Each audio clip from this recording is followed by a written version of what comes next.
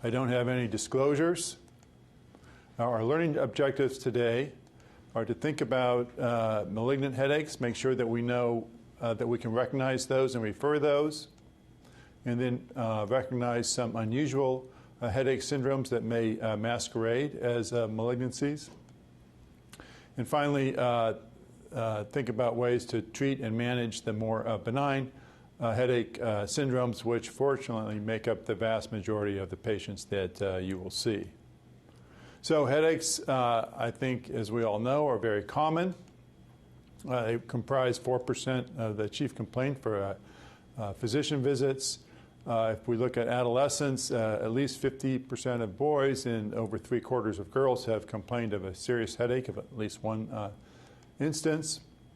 Migraine, which most patients think is exclusively an adult disorder, occur in almost 4% of boys and 6% of girls.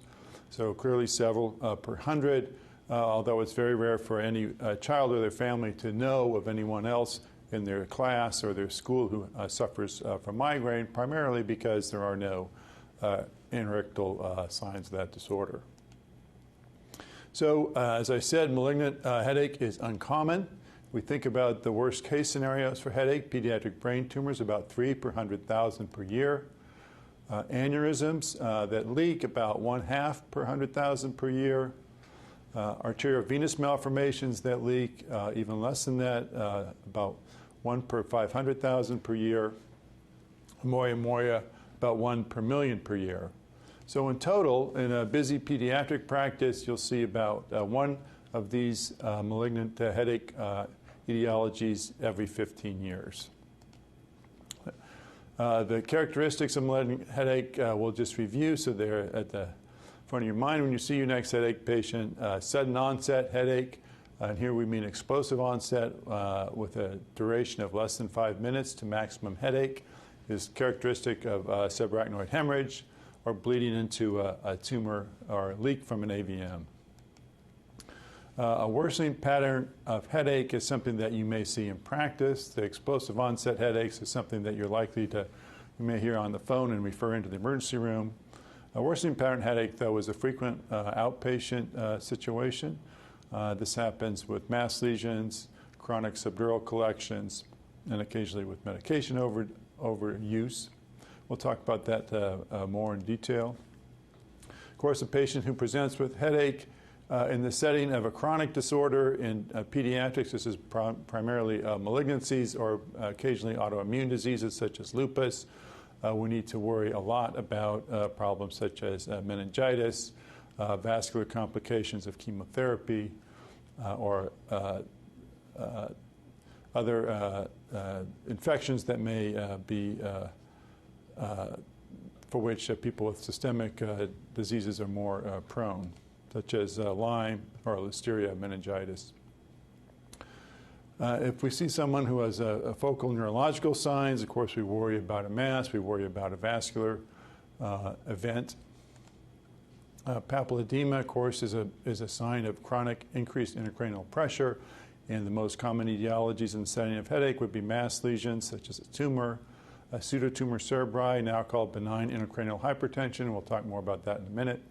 Encephalitis or meningitis.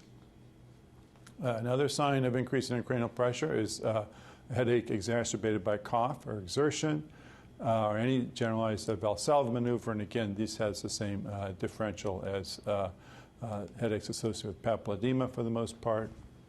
Headaches associated during pregnancy or the postpartum period are relatively rare in pediatrics, but we do see the same set of disorders, primarily venous thrombosis and large venous sinus thrombosis in the setting of patients who are on birth control pills.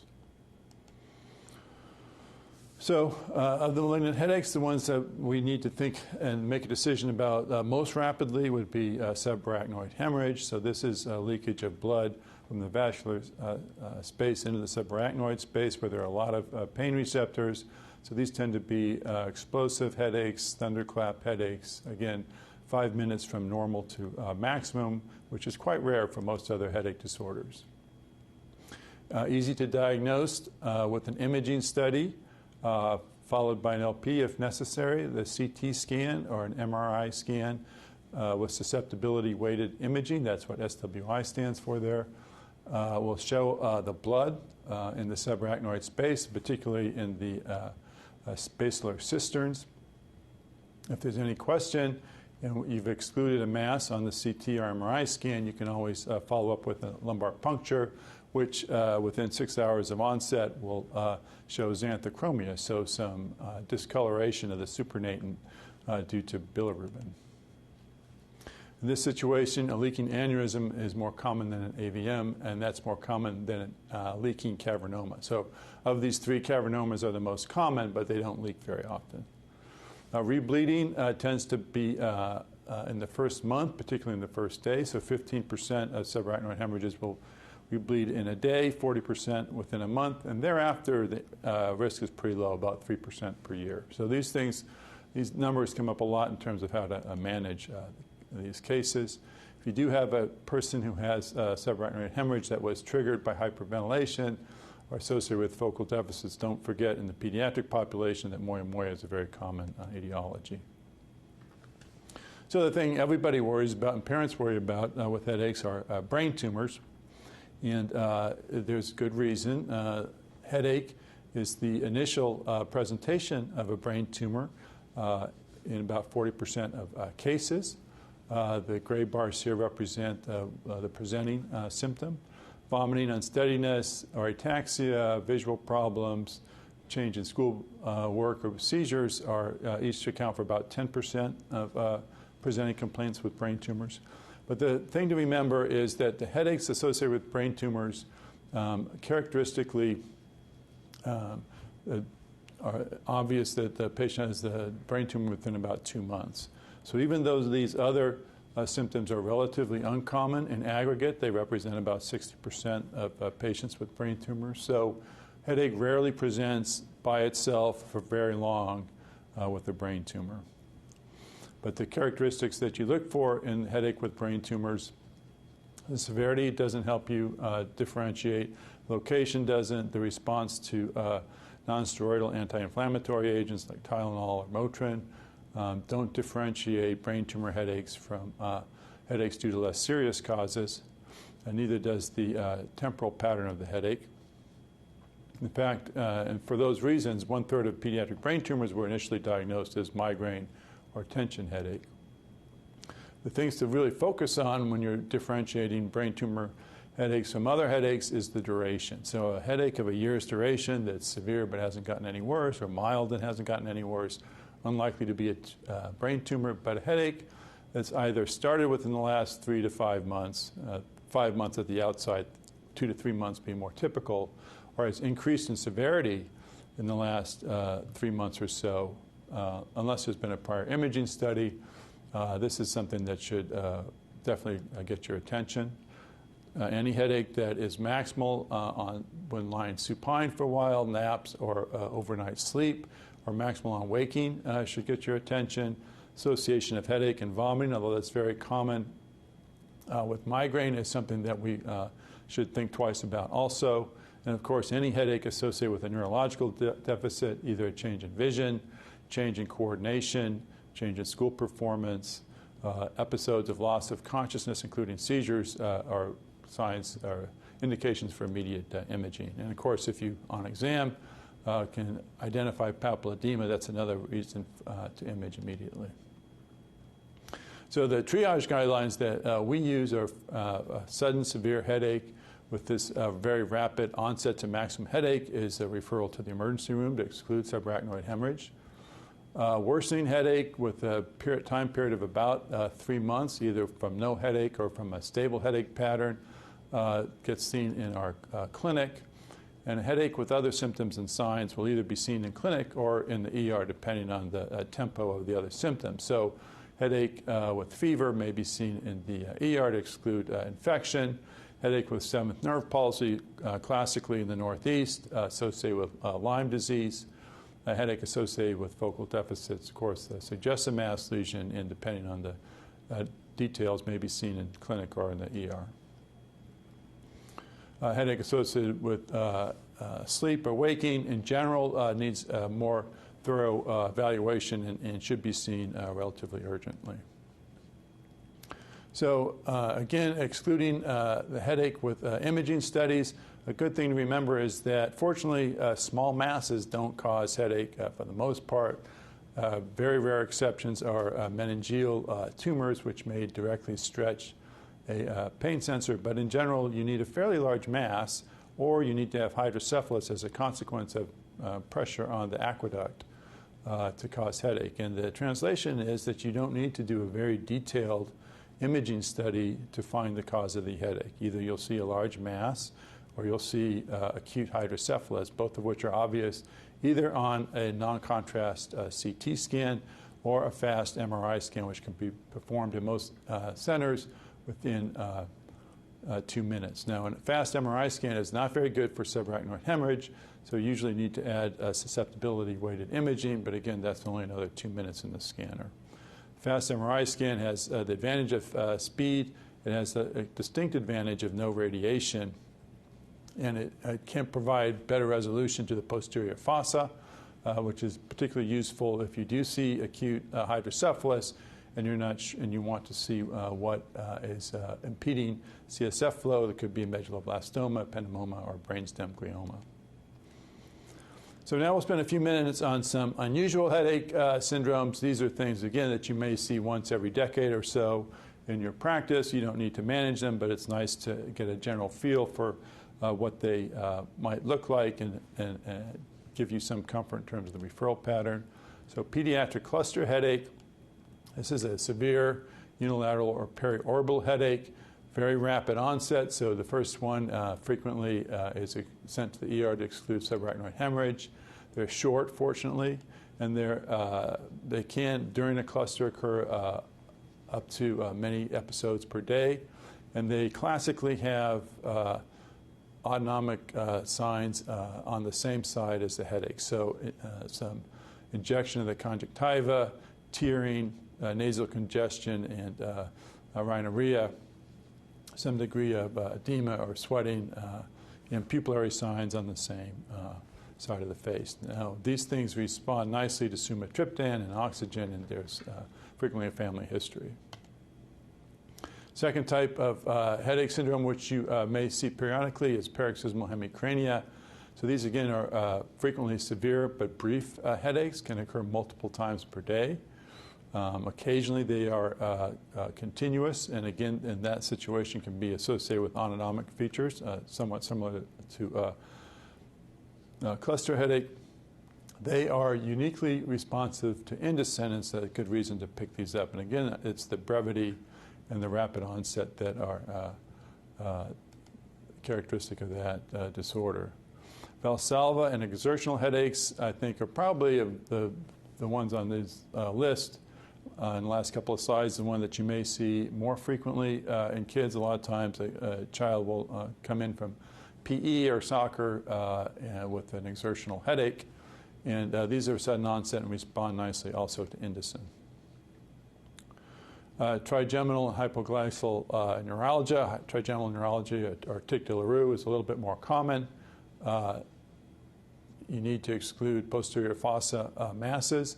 Or an Arnold-Chiari malformation where the posterior fossa starts to sit too low in the foramen magnum. And these respond nicely to anti-epileptic agents such as carbamazepine and the derivatives thereof.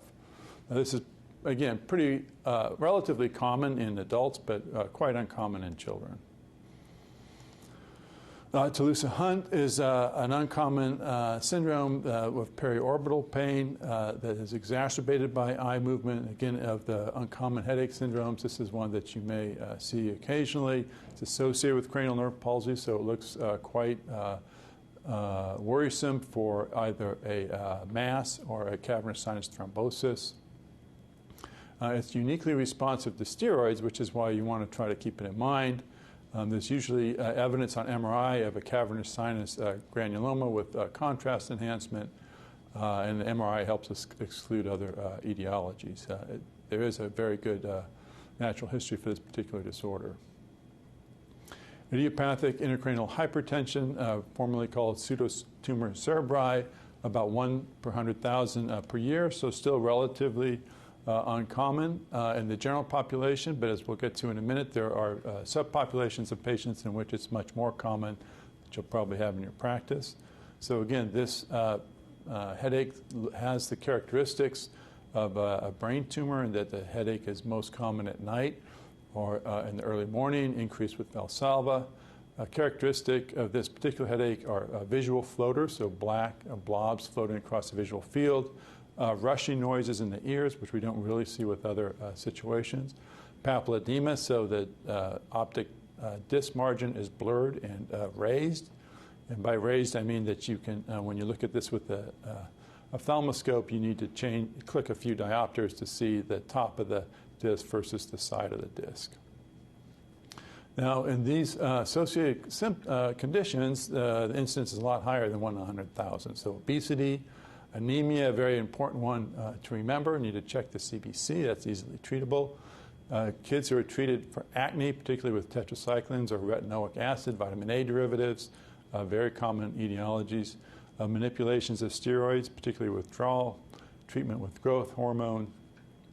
Lyme disease, I'm not really sure I would include on this list, but it's frequently seen, so I've included it here. And venous sinus thrombosis. These last two in parentheses, I would say, really are not true in benign intracranial hypertension. They're their own diagnoses. MRI is negative in true benign intracranial hypertension. Lumbar puncture is the diagnostic test of choice, and the intracranial pressure needs to be greater than 28 centimeters of water. That's discussed in Avery's paper here in neurology. That's higher than what we used to say. A lot of older texts will say higher than 20 centimeters of water, but we really need to go higher than that. Treatment, a lot of times the diagnostic LP will relieve enough pressure that the headache doesn't come back. If that's not the case, we tend to use acetazolamide as a first-line agent and other diuretics if the acetazolamide is not effective. We need to continue to follow the patients and the headache and the level of papilledema, because you can lose vision in this situation. I have seen patients where the optic nerve exudate has taken up this entire part of the retina, and it permanently affects vision. So you need to refer to ophthalmology, and they need visual field testing every 6 months until 21 years of age. Okay, so migraine, of course, is something, as I said, is incidence is 4 to 6% in the pediatric age group. The International Classification of Headache Disorders has been revised several times, most recently last year. Migraine with or without aura, defined as recurrent, at least 4 attacks lasting from 1 to 72 hours. Unilateral pulsating, moderate to severe pain. I should say that bilateral pain is more common in pediatrics. Aggravation by routine activity, which is why the patients want to lie in a dark room.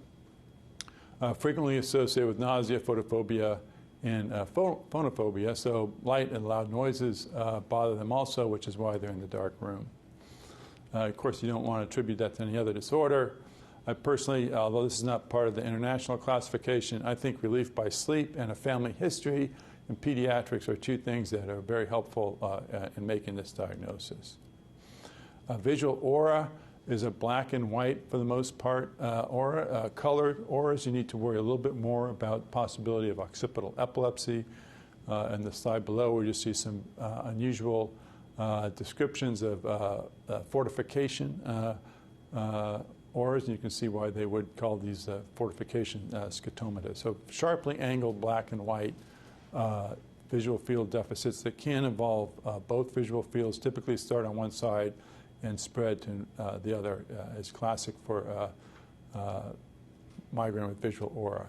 Now, if you don't have a visual deficit, but you have another neurological problem, we call that a complicated migraine. You can have deficits in either expressive or receptive language, primary sensory modality changes, or difficulty with motor control. These deficits precede the headache by as much as an hour. If they go to the emergency room in this hour, we frequently worry about stroke. And a critical differentiation is that the deficit from migraine is slow and progressive, and it proceeds along the homunculus. So if it starts in the face, it'll spread to the hand. It won't go from the face to the leg, for example. But the slow progression across the homunculus, a lot of times patients can describe which finger it starts in and then describe how things move up their arm, for example, is very helpful.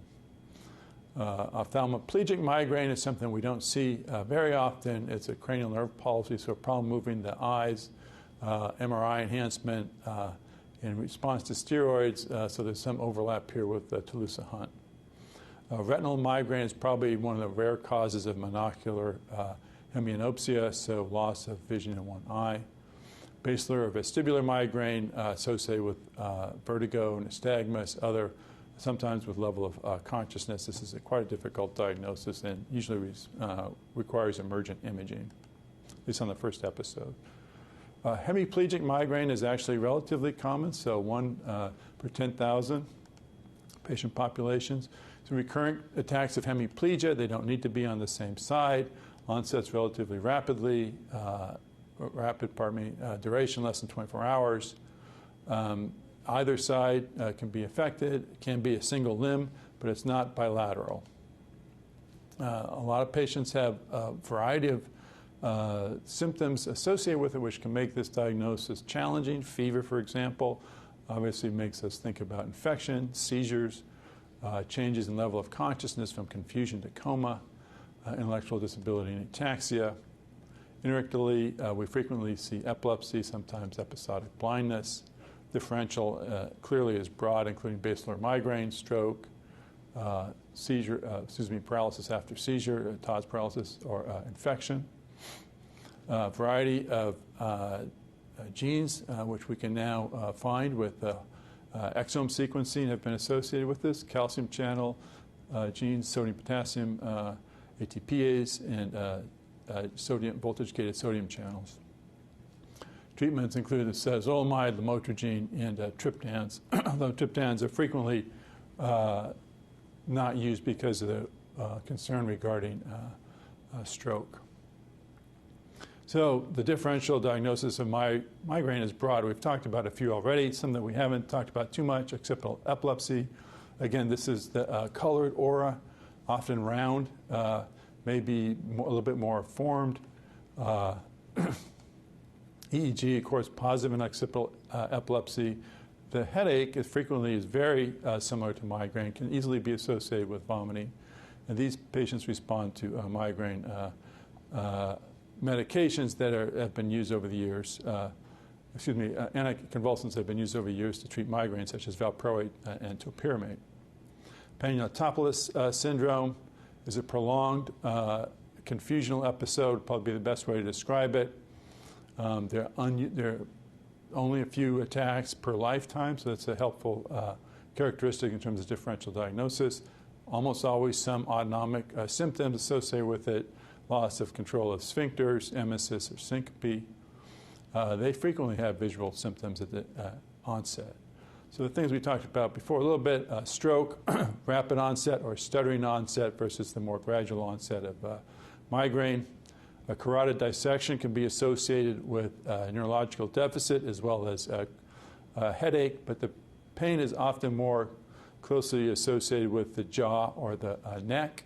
So a dissection is where you tear the intima of the carotid. It's not throbbing, and depending on where you've damaged the intima of the carotid, you may have a Horner's, pupillary asymmetry to tip you off on that. MRI with diffusion is the gold standard to diagnose stroke. Hemorrhage, of course, deficits and reduced level of consciousness, much more common in intracranial hemorrhage than with migraine. And again, an MRI with susceptibility or non-contrast CT is the best way to make that diagnosis. Infection, of course, fever and meningismus are almost always associated with that. Occasionally, an abscess will have neither fever nor meningismus, but rarely presents as an acute headache.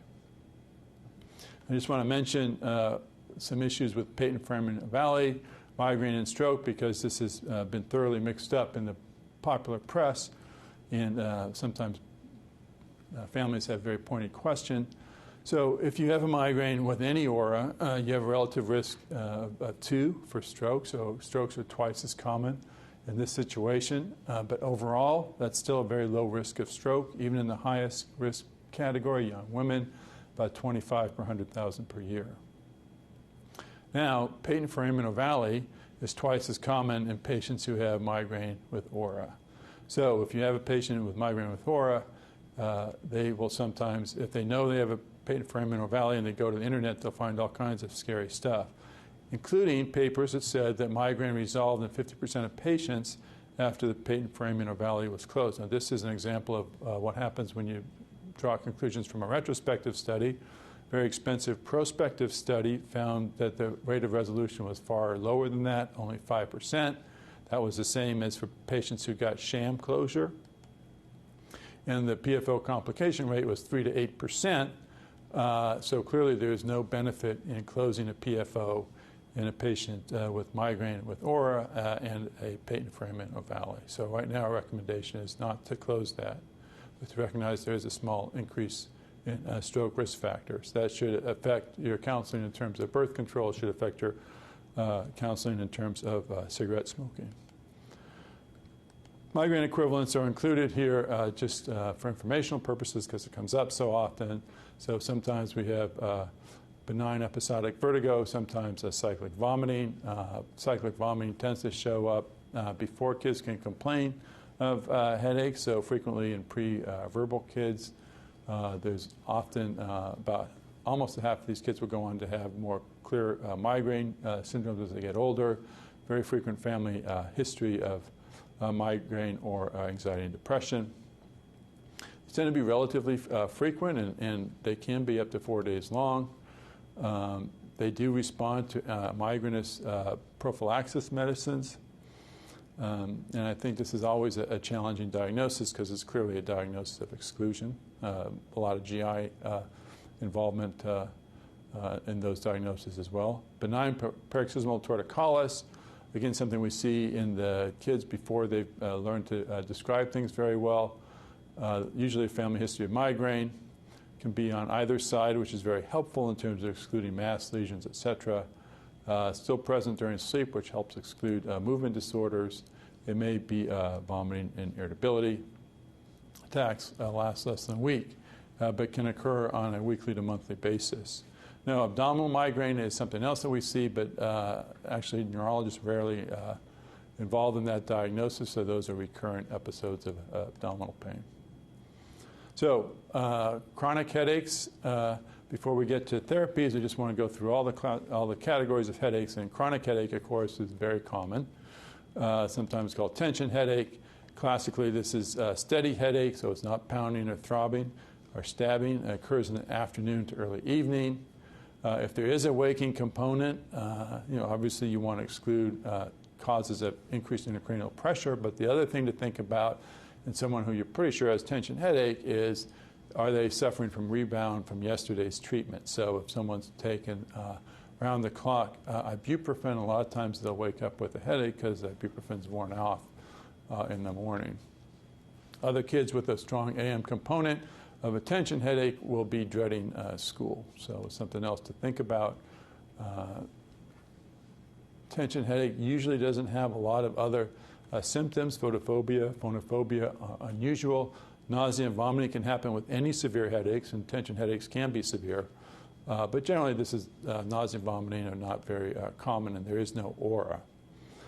Obviously, a strong relation to anxiety and tension, so very strong correlation, usually with no problems on the weekends compared to the week if school is the source of stress. If family is the source of stress, then that won't be so obvious. Reduced incidence in summer. I'd have to say after 20 years of taking care of these kids, that's certainly something that we see. And of course, September being our busiest month as kids go back to school. Shared custody, a lot of times depending on the tension level in the two households, one household will be real clear that there's a difference in the frequency of tension headache. Post-concussive headaches is a sort of a variety of this that we'll talk about more detail on a separate slide. So chronic daily headache, by the International Headache Classification. The definition of chronic daily headache is at least 15 days per month for at least 3 months duration before we can make this diagnosis. So post-concussive headache, as I said, there's been a lot of attention on concussions, rightly so, in the pediatric age group, particularly related to sports.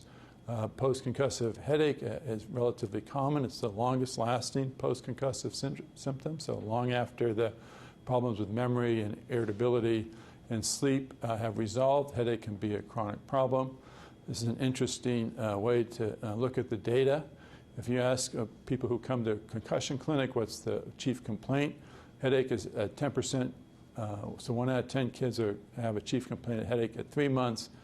But by 1 year, if anybody's left in your post-concussive clinic, it's going to be because they have chronic headache. So this is not to imply that headache incidence increases. It's just that this is the longest lasting symptom. Risk factors for post-concussive headache include severe concussion, so with loss of consciousness, or pre-existing headache disorder. Lots of kids, in the terms of pre-existing headache, have either migraine or tension, and their post-concussive headaches will follow that same pattern. We'll talk about treatment for that in a minute. Chronic headache, one last thing I want to talk about before we get to treatment is early recognition of comorbidities. Somatization disorder requires non-organic symptoms for over a year. So this is not malignant, this is not factitious disorder. Those two disorders have a conscious component. So this is a subconscious transition of stress to headache. Anxiety, very common. You can see changes in sleep patterns, particularly early AM wakening. Panic attacks are common in both anxiety and depression. Changes in sleep, in appetite, weight, activity levels, anger, all very common. Of course, sadness also seen in depression. And so why should we make a comorbid diagnosis or refer to psychiatry for a comorbid diagnosis? One, it improves the family's confidence that we're addressing the key issues. Frequently, headache may be the thing that their insurance company will pay for, but they may have other things that they really want to talk about. It can help explain other presentations that the family hasn't initially associated with headaches, such as irritability, fatigue. Of course, we want to prevent any suicide or other types of self-harm in patients who have a major depressive disorder. And of course, treatment of the comorbid problem, particularly anxiety and depression, very helpful in terms of improving headache symptoms. So if you screen someone and you pick up some of these symptoms in a chronic headache patient, certainly consider psychiatry referral for cognitive behavioral therapy and antidepressant medication. So in terms of treatment, we'll start with rebound headache, because this is really a problem that we induce. It's medication overuse. Fairly common, so 1 out of 5 pediatric headache clinic patients turned out to have rebound headache. Again, the International Headache Classification criteria, greater than 3 months of headache, with treatment on greater than 15 days per month. The most common offenders are ergots, triptans, opioids. Non-steroidal anti-inflammatory agents can certainly trigger this problem. Butalbital and other barbiturates. So butalbital is one of the active ingredients in Fioricet, which is commonly prescribed. And worsening of the headache. So 3 months, frequent treatment, worsening headache. There's a real predictable ramping up of headache symptoms between doses of whatever you use. And I would say in pediatrics, really non-steroidal anti-inflammatory drugs are by far the most common cause of rebound headache. Refractory to most other symptoms. And the great thing is that most kids respond to taper within 2 weeks. So really, you don't have to spend very much time with the kids off medication to see an improvement. If you need to, you can use a neuroleptic like compazine for severe headaches in that 2-week interval. I don't use a dihydroergotamine or steroids, but other people do. Okay, so in terms of treatment, we start, of course, with outpatient nonsteroidal anti-inflammatory agents. Remember in the last slide, which is we don't want to give them too frequently. So they're great treatments for acute headache. Ibuprofen, I think, works great, 7 to 10 milligrams per kilo with a maximum of 800 milligrams per dose. Aspirin, also very nice treatment for headache, acute headache, as well as a migraine. There is a Excedrin migraine that's on the market as an over-the-counter drug. Now, with pediatricians, we very strongly associate aspirin with Reye syndrome for good reason, and so we don't give it in the setting of a febrile upper respiratory tract infection. We generally don't use it for kids under 12 years of age. But aspirin, in the right setting, is a very good headache medication. We want to limit the frequency to less than 3 times per week. More than 3 times per week, we'll run into the risk of rebound headache. If you do have rebound headache, the treatment is to stop the medication. So outpatient migraine treatment, kids don't like nasal inhalers. They hate auto-injectors. I've never really been able to get anybody to use that. The good news, of course, is that they avoid reductions in GI absorption. So it's important that if someone is going to be treated with a PO medication, that it needs to be given before the onset of nausea. Obviously, onset of vomiting, parents recognize that it won't do any good to give a pill. Parents who have treated someone with medication and seen the child throw it up an hour later recognize that once the child is nauseated, it's not very helpful to give oral medications. But this is not really, unfortunately, kids really just don't like any of these alternate routes, nor do they like, of course, rectal administration. So the mainstays for us are early recognition of a migraine. It's helpful if the kids are old enough to recognize an aura, particularly a visual aura. It's also helpful for the parents to recognize a headache that's outside the normal tension pattern. It seems more likely to be a migraine. And so early therapy is by far the best thing to do. You know, again, nasal sumatriptan is effective in trials, but again, not very well accepted by kids. So oral triptans are least expensive. They're available generically now. Sumatriptan is available generically. Several of the other triptans are also, and by far the thing that's easiest to get the insurance company to pay for.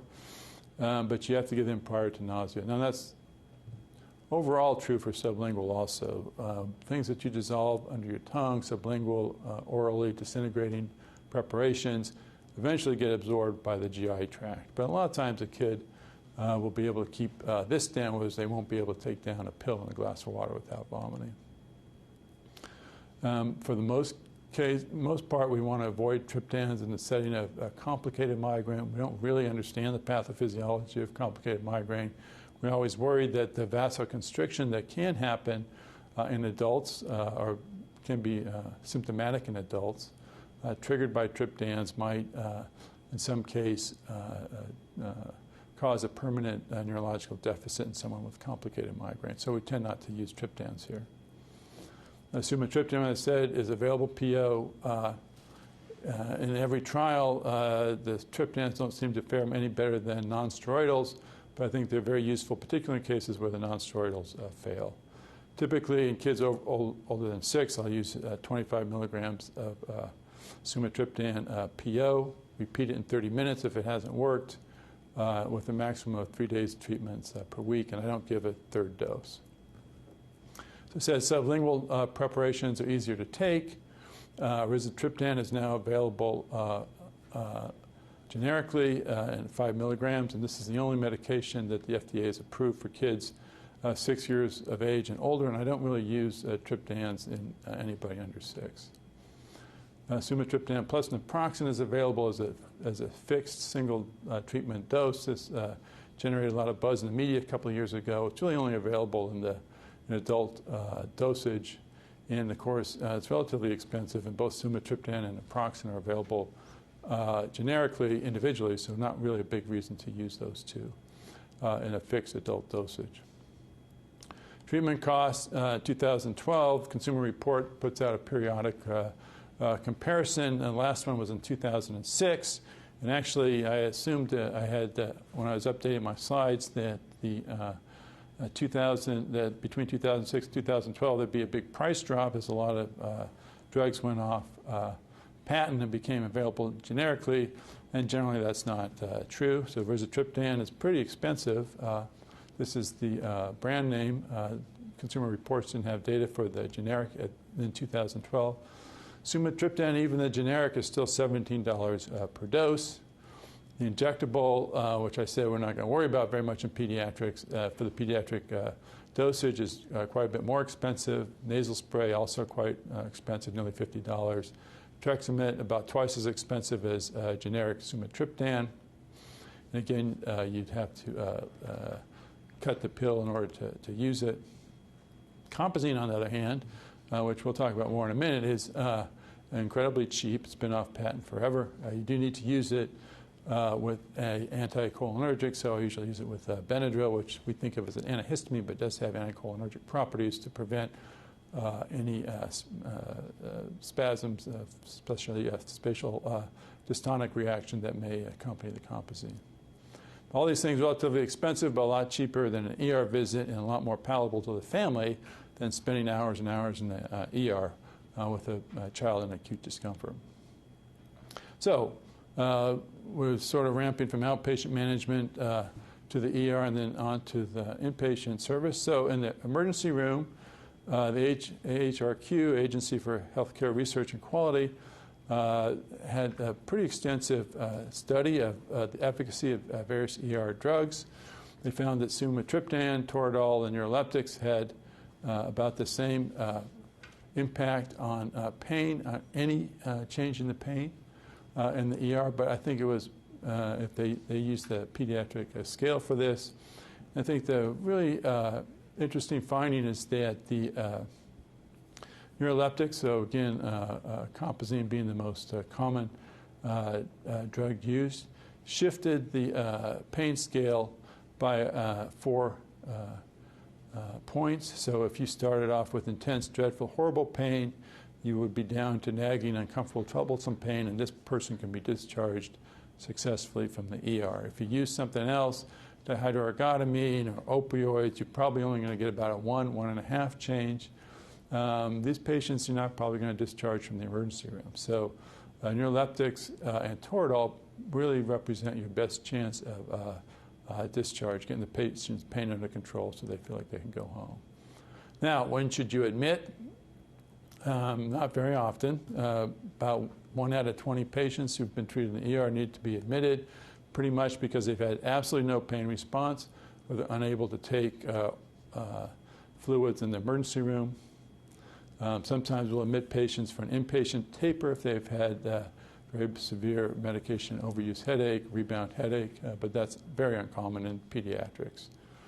I think it's important if you are going to admit somebody to the inpatient service that you have very clear objective endpoints for the hospitalization. This is particularly true if you're referring a patient in to a hospital for inpatient treatment, if there's going to be a change of care, that everybody be on the same page in terms of endpoints, because it's reasonable for the patient and the family to assume that the endpoint of the hospitalization is being headache-free, and that's not really what we want to do. Typical length of stay is 3 days. Improvement of pain, depending on the level of secondary gain, may not be reliable. So really, we just want to have sufficient improvement to continue treatment with outpatient therapy rather than normalization. It's important to have the nurses document emesis, the amount of oral intake and sleep. If necessary, a psychiatry consult during these 3 days can be extremely useful, particularly in terms of somnolization and depression, and ferreting out any other reasons why the headache has been particularly intractable. So inpatient pharmacology, again, compazine, the generic name is prochlorperazine, is very, very useful. Again, you want to give it with Benadryl or diphenhydramine to prevent dystonic reactions. They may still have a little bit of motor restlessness, but no one is going to be too worried about that. Other alternatives that people may be more familiar with these days are metoclopramide or danceron, more frequently used for cancer chemotherapy nausea. IV ketorolac works quite well also. Dihydroergotamine, used not very commonly in pediatrics, but occasionally. I would say that valproic acid, now that that's available IV, is a much more commonly used inpatient drug. Solumedrol, again, used occasionally, typically in older adolescents and adults. So headache prophylaxis is often a mainstay of our therapy. You know, if there's ever a case that an ounce of prevention was worth a pound of cure, it's in the setting of a headache therapy. So much better to prevent a headache than to treat a headache. I think we've all witnessed lots of advertisements in the medical literature and even in the popular media of a migraine sufferer who takes a medication and suddenly the birds are singing and the flowers are blooming. But that's really quite rare. And I think patients eventually realize that that's an unrealistic endpoint, but much, much better just to prevent the headache. And so this is tremendous news, I think, in terms of patients with chronic headache. I think we frequently feel at a loss in terms of how to treat these patients, but the natural history is actually quite good. So 8 years of follow-up. This was published in 2009 in Neurology. A patient with chronic headache, 9 out of 10 don't have chronic headache at the end of 8 years. And in the first 2 years is about a 50% per year resolution with any therapy. So I think that the natural history here is very good, and you should be upbeat with these patients. Most of them are going to improve over the first year or two. If you look at post-concussive headaches as an example, it didn't really matter what you treated with: melatonin, amitriptyline, flunarizine, not available in the United States. Most of these patients had at least a partial response, and 64% total response, suggesting that there is a very good natural history in this situation. So what do you do while you're waiting for that regression back to the mean of 9 out of 10 patients without headache at 8 years? Well, it's important to keep a headache log. Now, every adolescent, it seems, has a smartphone on which there are wonderful headache applications where the patient who's sufficiently invested can document the severity of the headache, the type of headache, and most importantly, what they were doing before the headache started. So if there are any dietary triggers, which I find very rare outside of nitrates and nitrites in preserved meats such as pepperoni or bacon or lunch meat. But if there is any sort of dietary trigger, this will show up in the headache application.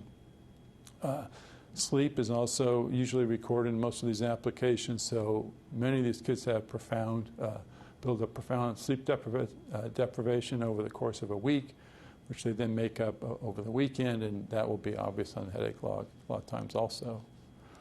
Dietary, as I said, dietary log, very helpful. Hydration, whether they skip breakfast or lunch, important. As I said, sleep. Over the years, this becomes more and more clear to me how big of and consistent of a problem this can be in chronic headache management.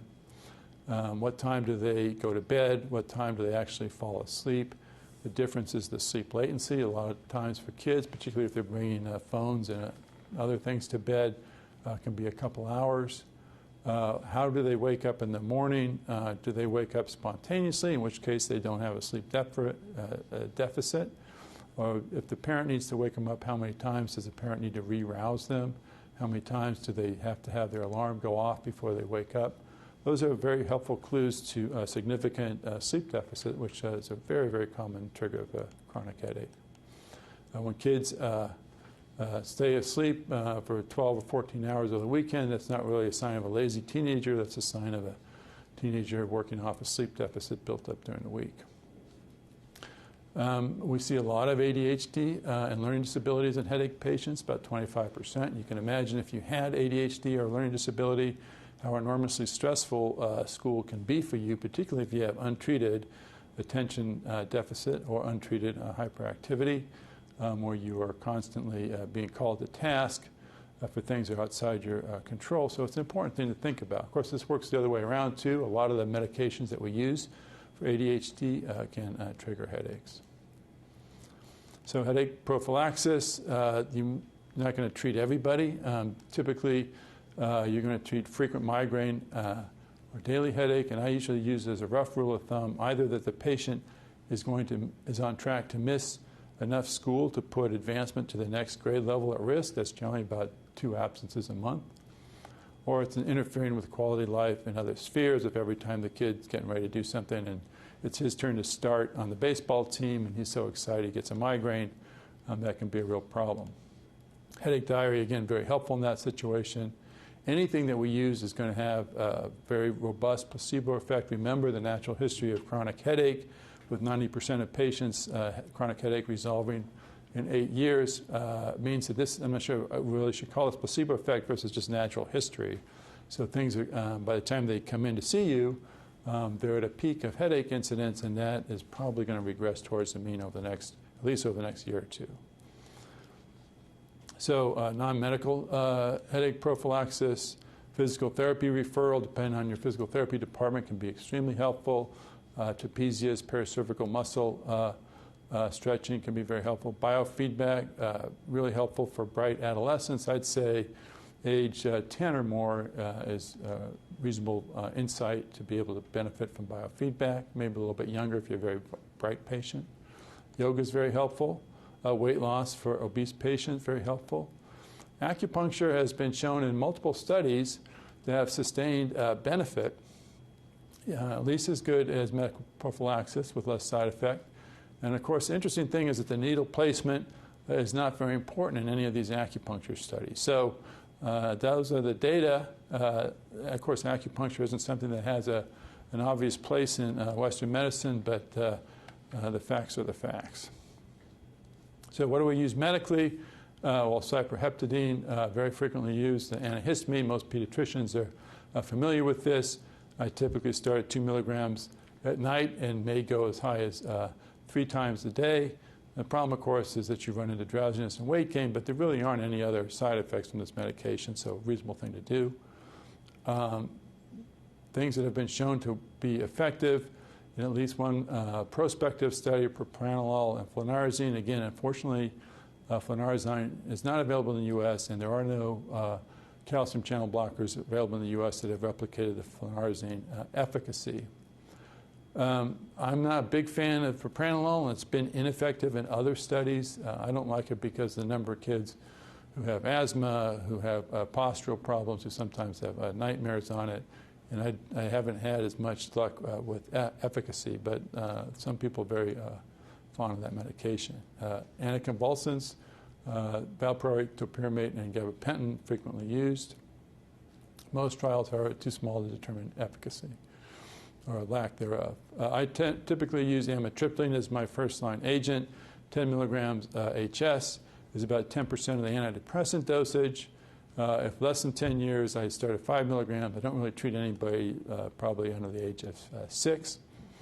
EKG, if you're going to use a higher dosage, 0.25 milligrams per kilo per day, or if there's a cardiac history. The important thing to tell the parents is they have to take it every day, so this is not a PRN medicine. And it has a 4 to 6 week therapeutic latency. So while they are starting this and taking it, they're going to continue to have headaches for a while. Drowsiness is really the only significant side effect. Occasionally kids will complain of a dry mouth.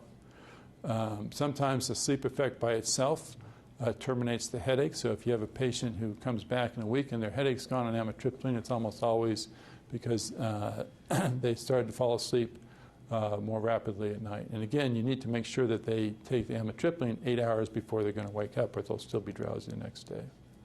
Efficacy about 80% in small series. It can kill a toddler. So a 1 month supply of 10 milligrams is 300 milligrams, and that can be fatal in a toddler, so you need to make sure that it's in a cabinet well away from any visiting toddlers or toddler family members. Now, Botox treatment, I have to say, I wasn't a big fan of this, but I have had some very intractable patients respond very nicely and unexpectedly, frankly, to Botox, so I think it's something to think about. Patients who have greater than 15 headaches, migraine headaches per month. I I think, is a headache days with 8 different migrainous episodes in the month is with 3-month duration is what was used in the trial. 31 injections over 12 weeks, and this was the response. So we see that with placebo in the light bars was not as effective as the botulinum trials. Future therapies would include calcitonin gene-related peptide receptor antagonists, of which the 2 newest ones are monoclonal antibodies listed here. So showing you they still just have code names and numbers.